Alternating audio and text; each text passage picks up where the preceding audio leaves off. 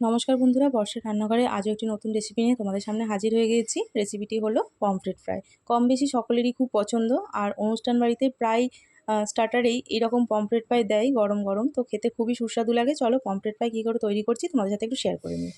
Pomfret মাছ fry তৈরি করার জন্য আমি প্রথমে এরকম 3টে পমফ্রেট মাছ নিয়ে নিয়েছি। আমি এরকম সাইজের নিয়েছি, তোমরা এর থেকে একটু বড়ও নিতে পারো, তবে এর থেকে কিন্তু ছোটো নিও না। আর এই পমফ্রেট মাছগুলো আমি ভালো করে ধুয়ে পরিষ্কার করে রেখে দিয়েছি। এবার এই মাছগুলোকে ম্যারিনেট করার জন্য আমি কিছু মশলা নিয়ে নেব। প্রথমেই দেখো আমি নিয়ে নিচ্ছি কাশ্মীরি লাল লঙ্কা গুঁড়ো। এরপরে আমি একে একে নিয়ে নেব লবণ। দেখো লবণ নিয়ে নিয়েছি আমি এখানে, তোমরা তোমাদের পরিমাপ অনুযায়ী লবণ নেবে। আমি এখানে 2 চামচ মতো একটু লবণ নিলাম। এরপরে নিয়ে নিয়েছি হলুদ গুঁড়ো, তারপরে নিয়ে নিচ্ছি ধনে গুঁড়ো। আমি এখানে 2 চামচের থেকে একটু বেশি ধনে গুঁড়ো নিয়েছি। আর নিয়ে নেবো একটু ঝালের জন্য লাল লঙ্কা গুঁড়ো। আর তারপরে নেব জিরে গুঁড়ো। জিরে গুঁড়ো আমি এখানে ওই 2 চামচ মতোই নিয়েছি। আর একটু স্বাদের জন্য নিয়ে নেব হিং। হিং দিলে খুব সুন্দর একটা স্মেল বেরোয়, আর হিংটা হজমেও সাহায্য করে। এরপর নিয়ে নিয়েছি 1 চামচ আদা রসুন পেস্ট। আর দেখো নিয়ে নিচ্ছি একটা বড় সাইজের লেবুকে অর্ধেক পিস করে লেবুর রস। দেখো লেবুর রসটা আমি এরকম চিপে নিয়েছি। এরপরে নিয়ে নেব সর্ষের তেল। আমি তোমাদের পরিমাণ মতো তুমি সর্ষের তেল দেবে। আমি এখানে 2 চামচ মতো সর্ষের তেল দিয়েছি।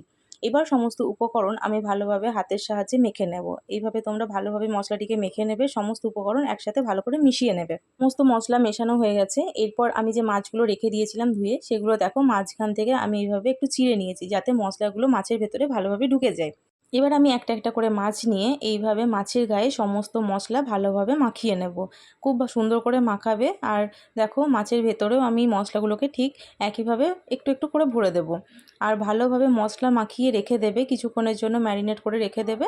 তো দেখবে মাছটা খুব সুন্দর টেস্ট হবে, আর মাছটার মধ্যে যে আঁশটে গন্ধ থাকে সেগুলো আর থাকবে না। এইভাবে একই রকম পদ্ধতিতে আমি সমস্ত মাছের গায়ে মশলা ভালোভাবে মাখিয়ে নেব। এই রেসিপিটি করতেও যত সোজা আর খেতেও তত সুস্বাদু। তোমরা তো সকলেই জানো, এটা বলার আর অপেক্ষা রাখে না। তো তোমরা এইভাবে বাড়িতে একবার এই সহজ উপকরণগুলো দিয়ে তৈরি করে নেবে, দেখবে খুব সুন্দর লাগে। আর গরম গরম এমনিও ভালো লাগে। সন্ধ্যেবেলায় যদি গরম গরম এরকম ফিশ ফ্রাই পাওয়া যায় তো সত্যিই দারুণ লাগে। সমস্ত মাছের গায়ে আমার মশলা মাখানো রেডি হয়ে গেছে। এবার মাছটা আমি ঢাকা দিয়ে কিছুক্ষণের জন্য ম্যারিনেট হতে রেখে দেবো। এরপরে আমি একটা ডাস্ট তৈরি করে নেব। তো তার জন্য আমি এখানে নিয়ে নেব 2 চামচ বেসন। 2 থেকে 3 চামচ বেসন নিয়ে নেবে, তোমরা তোমাদের পরিমাপ অনুযায়ী তোমরা কিন্তু নেবে। এরপরে নিয়ে নেব সুজি। আমি এখানে ওই 1.5 চামচ মতো সুজি নিয়ে নিয়েছি। আর নিয়ে নেব স্বাদ মতো লবণ, একটু কালারের জন্য হলুদ গুঁড়ো, আর সামান্য একটু লঙ্কা গুঁড়ো। এবার সমস্ত উপকরণ আমি একসাথে ভালোভাবে মাখিয়ে, মানে শুকনোই মাখিয়ে নেব, ভালোভাবে সমস্ত উপকরণ একসাথে মিশিয়ে নেব। আমি এখানে একটা কথা বলে রাখি, এখানে লবণটা কিন্তু তোমরা ঠিক বুঝে শুনে দেবে। কেন বলো তো, মাছের মধ্যে তো আমি লবণ দিয়ে মাখিয়ে রেখে দিয়েছি, আবার এখানেও লবণ দিচ্ছি। আর মাছ ভাজাতে বেশি লবণ হয়ে গেলে খুব একটা ভালো লাগবে না, তাই একটু বুঝে শুনে তোমরা লবণটা কিন্তু অ্যাড করবে। এরপর হাতে করে এইভাবে সমান করে নেবে। তারপরে দেখো আমি যে মাছগুলোকে ঢাকা দিয়ে ম্যারিনেট হতে রেখে দিয়েছিলাম, সেই মাছগুলোকে একটা একটা করে নেব।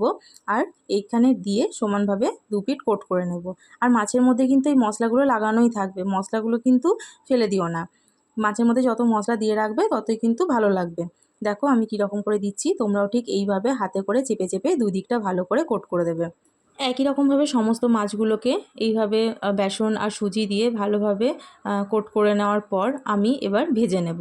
তো চলো, ভাজার জন্য আমি একটা প্যান বসিয়ে নিয়েছি। এরকম ননস্টিকের প্যান নিয়ে নেবে তোমরা, ননস্টিকের প্যানেই ভাজাটা খুব ভালো হয়। তো আমি একটা প্যান বসিয়ে নিয়েছি, আর আমি এখানে সাদা তেলে মাছগুলো ভেজে নেব। খুব অল্প পরিমাণ তেল লাগে, খুব একটা বেশি তেলও লাগে না। তো এই তেলের মধ্যে আমি ভালোভাবে মাছগুলো উল্টে পাল্টে ভেজে নেব, একটু লালচে লালচে করে। মাছ ভাজার সময় গ্যাসের ফ্লেমটা মিডিয়াম থেকে হাইয়ের মধ্যে রাখবে, কেননা একবারে লোতেও রাখবে না, একবারে হাইতেও রাখবে না। একবারে হাই ফ্লেমে যদি মাছগুলো ভেজে নাও, তাহলে কিন্তু মাছের ওপরটা পুড়ে যেতে পারে। তো তার জন্য মিডিয়াম থেকে হাই ফ্লেমের মধ্যে রেখে মাছগুলো ভেজে নেবে। দেখো আমি কত সুন্দর একটা একটা করে মাছ দিয়ে দিচ্ছি। এরপরে একদিকটা ভাজা ভাজা হয়ে গেছে লালচে লালচে করে, এবার দেখো অপর দিকটা উল্টে দেবো। আর খুব সাবধানে উল্টে দেবে, কেননা মাছগুলো থেকে মশলাগুলো ছেড়ে যেতে পারে। তো এইভাবে আস্তে আস্তে করে উল্টে পাল্টে ভালোভাবে ভেজে নেবে। একই রকমভাবে আমি অপর দিকটাও একটু ভেজে নেব লালচে লালচে করে। ব্যাস, তারপরে আমি গ্যাসের ফ্লেম বন্ধ করে দেবো। এইভাবে সমস্ত মাছ ভেজে নেওয়ার পর আমি দেখো তুলে নিচ্ছি। আর মাছগুলো দেখো কত সুন্দর ভাজা হয়েছে, মাছের ওপরে যে কোটগুলো সেগুলো ছেড়ে যায়নি, আবার মশলাগুলো কত সুন্দর লেগে আছে। তো এই একই রকম পদ্ধতিতে তোমরা একবার বাড়িতে অবশ্যই ট্রাই করতে পারো, আর গরম গরম সার্ভ করতে পারো। দেখবে খুব সত্যি খুব খুব সুন্দর লাগে। মানে এটা তো বলার কিছু নেই, তোমরা সকলেই জানো।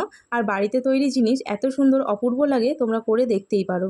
আমার রান্না যদি তোমাদের ভালো লেগে থাকে আমাকে প্লিজ একটু লাইক, কমেন্ট এবং ফলো করে দিও।